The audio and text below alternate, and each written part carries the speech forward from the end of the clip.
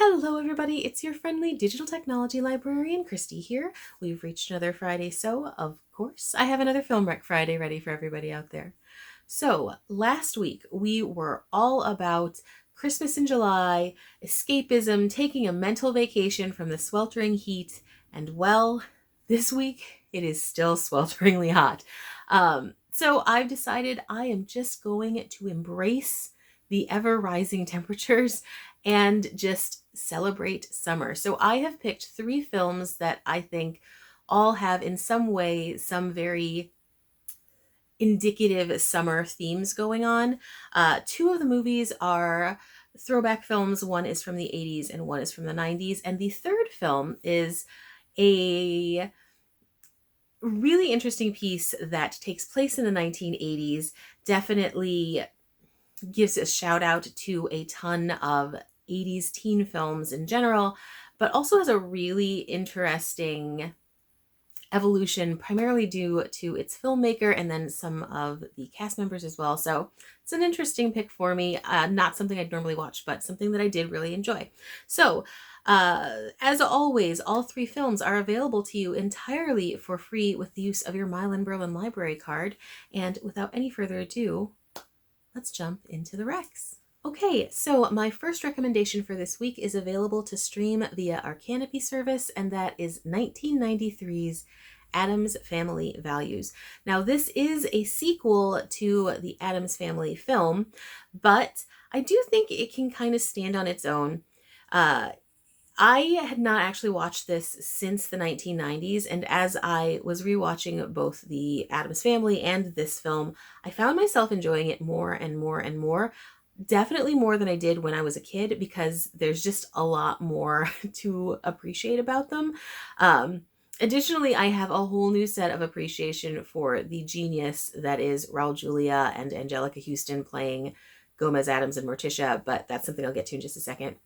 Anyway, Addams Family Values is based on a classic comic strip from way back, and that was created by Charles Addams. This comic strip spawned a really incredibly popular television series as well that starred John Astin, and for years and years, this was sort of like the iconic depiction of the Addams Family. The Addams Family, which is a phenomenally thought out kind of parody of the iconic American family, that nuclear family with the 2.5 children, picket fence, all smiles, all happiness, all delightful joy. This takes that concept and completely 180s it in a way that is so delightful. Again, I mention Raul Julia and Angelica Houston in particular. They play the family patriarch and matriarch, Gomez and Morticia.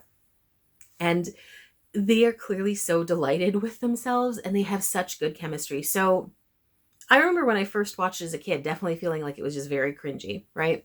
These two were like always talking about being in love, and it was just very much not something that the like 10-year-old me was interested in. I didn't really care for their storyline. I was much more into the kids, obviously. But as an adult, I love them so much. So yes, still, even as an adult, they're so incredibly invested in each other, and everything is involved with their relationship. Anytime they're in screen, it's like there's this gravitational pull with them. But even though it's hilarious in a lot of ways, and they say some absolutely ridiculous and vaguely creepy things, because this is like an incredibly macabre film, to be honest, there's also a genuineness to it that's kind of delightfully wonderful. I mean, there's just something really real about their affection for one another, which is weird, again, because it's played so over the top.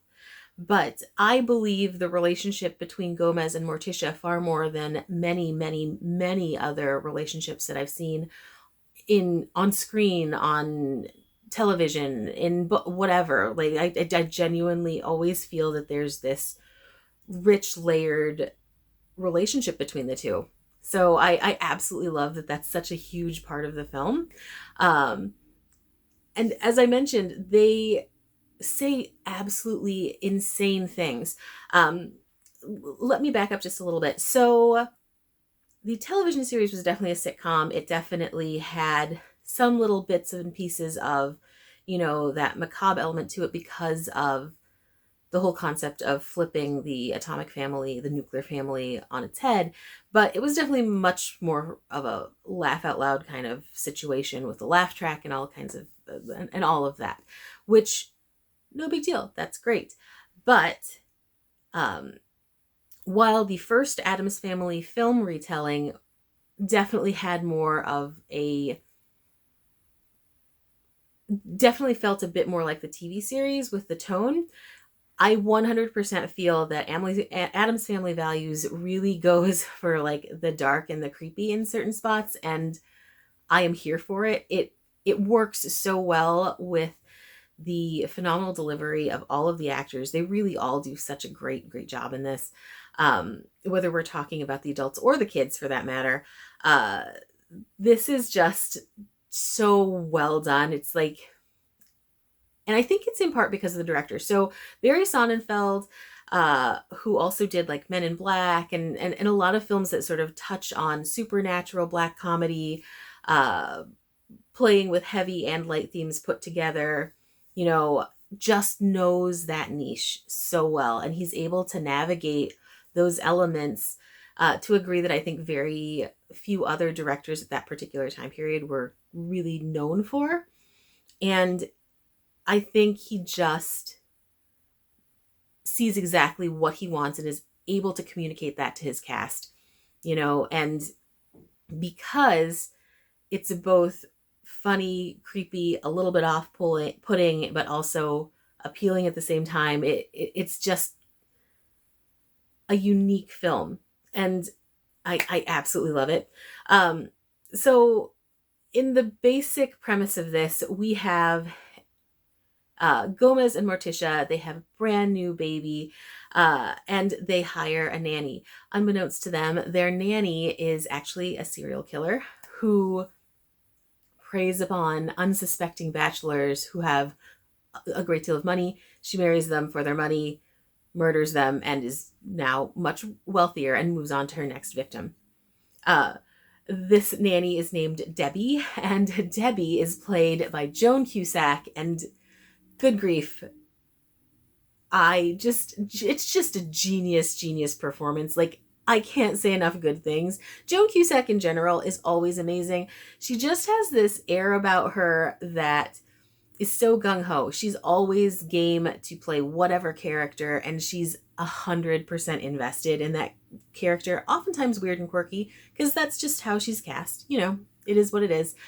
But she just goes for it. And Debbie is this glorious blend of menacing, sunshiny, sweet, creepy killer. It's just this blend of things that manifests into really a monster. And more so than all of these other characters with their open sort of obsession with darkness and otherness. It's Debbie who is the real threat, really, at all times. And this film is all about how she infiltrates the family. She convinces Gomez and Morticia to send Wednesday and Pugsley off to summer camp. That's where we get the summer element. The whole thing is in the summer, but that in particular. And it just snowballs into all of these phenomenal moments that would not have been possible without someone as skilled as Cusack playing the Debbie character. Anyway, going back to the idea of that summer camp. So Wednesday and Pugsley are thrust into this classic summer camp, but it's like a Stepford Wives version of summer camp, and that's just not going to work for them, especially Wednesday. You always get the feeling that Pugsley is certainly led in a great deal by Wednesday's very dominant, very dark personality. She's certainly a sociopath. I mean, she certainly is. Never really feeling remorse for any of her actions. It just, she definitely is. But Christina Ricci just embraces it. And even when I was a kid, I loved her character. Don't know what that really says about me, but I thought her character was just really engaging. I still really enjoy the character. I still think that she is a phenomenal actress in this role, especially when you consider how young she was for her to have been able to play the layers of this person who is so disturbed and disturbing. But yeah, it's just great. And they have their own set of adventures going on at this sort of nightmare camp. And it's a nightmare because it's so like perfect and pristine and sort of this weird sort of psychological warfare kind of situation going on with these overly chipper, happy counselors, and it's just a hot mess. And it's so awesome though to watch, and so summery and so everything that you think summer camp is supposed to be, but just a little twisted at the same time. It all, of course, culminates in this, I don't want to give too much away, but this iconic scene where Wednesday and Pugsley and a few of their companions in the camp have been convinced to take part in a particular activity. And even though it had literally been 30 years since I'd last watched this movie, I still remembered this scene vividly, and I remembered it very much moment to moment, beat to beat. It was that much of a thing for me when I was a kid. So I'm very curious to see how other people feel about it, especially if they've never seen Addams Family Values. Like, is this just something I remember fondly because of my childhood, or is it something that I remembered because it was such a jarringly amazing scene? So yeah, there's just a lot to this movie, way more than you would normally get from from something like this. I think it's not just sort of like a funny one-off, weird, quirky, macabre movie. There's just a lot to it, and I think if you want to find a film where you can unpack tons of things about acting, directing, storyline, what it's saying about culture, what it's saying about depictions of certain kinds of characters, there's just a lot to it, and I really enjoy that. So if you are interested in layered films, if you just like a weird, quirky, macabre movie, I do think that Addams Family Values definitely deserves a watch, and it is something that I think I could probably watch again, certainly sooner than 30 years, and certainly in sooner than 30 years. So again, 1993's Addams Family Values, available on Canopy. Okay, my second recommendation for this week is available via our Canopy service on DVD, and that is 1986's Stand By Me. So Stand By Me is actually based on a Stephen King novella called The Body. I hesitate to mention Stephen King solely because this is one of those films that you don't have to be a Stephen King fan to watch. Now, a lot of people hear Stephen King and they immediately think supernatural, blood, gore, horror film. You know, you're thinking It, you're thinking Carrie, Firestarter, The Stand, depending on when you were born, any number of those. And this is not like that. I would say in tone, it's much closer to, say, like a Shawshank Redemption, where the worst of things are actions perpetrated by human beings, like the evils that man can do itself. And even that isn't really the crux of Stand By Me. Stand By Me is actually an incredibly well acted, beautifully directed coming of age film, very much surrounding the friendship between these four boys as they sort of navigate childhood into young adulthood. And it's just this one adventure they take during a summer during their childhood that, you know, kind of changes and affects everything. And it's just so incredibly well done. This is an amazing, amazing movie. So first you have direction from Rob Reiner. Rob Reiner, who is just such a heart-centered director. Like, it doesn't matter if you're doing something for laughs, if you're doing something like fantasy-ish, say like Princess Bride, or you're doing something that's actually a very layered drama, like Stand By Me. Like, and he's just always able to grab you by the heart and pull you in. And that's what this particular film is. So in Stand By Me, we are following these four boys as they trek into the woods one summer to find the body of this boy they hear was accidentally killed. Is that element, I will say, is definitely like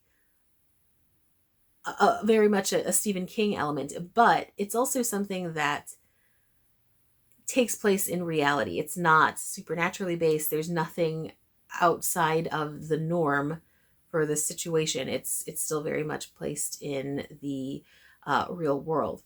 Now, the four boys are played by River Phoenix, Will Wheaton, Jerry O'Connell, and Corey Feldman, and they just have some of the best chemistry of any group of kids I've ever watched on screen. Not a single one of them is one of those kids that you sort of hate to see perform. And I always feel terrible saying this about child performers, but I always have a hard time when movies are just about kids because there's almost always at least one child in the cast that shouldn't be there. And again, that's terrible, I know, but I always get pulled out of scenes when it's like that, when you have really phenomenal child actors and then you have the one who's just not able to meet that level, and it just pulls you right out. And I honestly feel that all four of them just vibe together so well. Like, the weaker elements are elevated by the stronger elements of each of their performances. And seriously, the way the four of them interact the entire film, you get when there are those spats, like, and you also definitely feel like each kid has this huge backstory. It's not just like what you see is what you get. Like, there's so many layers to this friendship. There's so many like stories we haven't gotten to see that lead to certain moments in the film, like friends fight, and sometimes they're big blowout fights because it's never just one thing, right? Like, when you're with friends, especially when you're kids, like, it's always like a million things layering on top of each other, and you 100% get that sense in this. Like, little things that irritate you about your friend finally getting to that like point where you just explode. And a lot of that is very much able to be felt here. And I do think that that's a nuance that you don't often see from such young actors. And for it to be from all four is just great. You also get some really, really fine performances out of some slightly older teens in the cast. Kiefer Sutherland is like a terribly menacing character in this. Again, nothing to do with the supernatural. He's just that guy. And all of it is just really well done. So if you're looking for something that really delves into a layered friendship, if you want a coming of age film, if you want that sort of a summer vibe, you're almost a last adventure kind of situation, this is the one to watch. I have watched this many times since the 1980s when it came out originally. I first watched it when I was really young. I'm quite certain of that. My mom was a huge Stephen King fan, so like if something was available and like we would all watch it. And I remember really being caught up in the story when I was a kid, and subsequent watchings through the years, like I said, I've watched it many times. I've always come back to the whole idea that this film hinges so much on those four kids, and they just do such a good job. So anyway, again, if you are interested in a really well performed, well directed, well put together coming of age tale with a really intriguing storyline, definitely check out 1986's Stand By Me. It is an absolute must watch. Okay, a final recommendation for this week is available via our CleveNet service on both DVD and Blu-ray, and that is 2016's Everybody Wants Some. So this film is one of those movies that if I had not done this list, I probably would never have watched. And that's because it is a 1980s period piece that centers around this group of baseball players at Texas college. They're sort of like unruly, skirt chasing party goers, definitely typical of that 1980s um, coming of age sort of raunchy, out there teen comedy. Not my thing, except this one was actually really quite entertaining in a lot of ways. And I think it's because it's kind of the spiritual sequel to Dazed and Confused. Same kind of concept, 1970s, but with a lot of elevated elements. And that is due in large part to the fact that they are both directed by Richard Linklater, who is a phenomenal, phenomenal director. If you haven't seen Boyhead, you 100% need to. And I think when I first heard about this movie, I didn't read anything about like direction or acting or anything. I just read the premise and was like, this isn't for me. People were saying it's like a throwback to the 1980s and it's like paying homage to this particular genre of film. And I was like, I never liked that genre of film anyway, so not gonna watch it. But it's definitely not just that. So I was reading more about it, and this is actually sort of semi-autobiographical. Linklater was even going to make certain elements even closer to his own personal life story, but opted not to.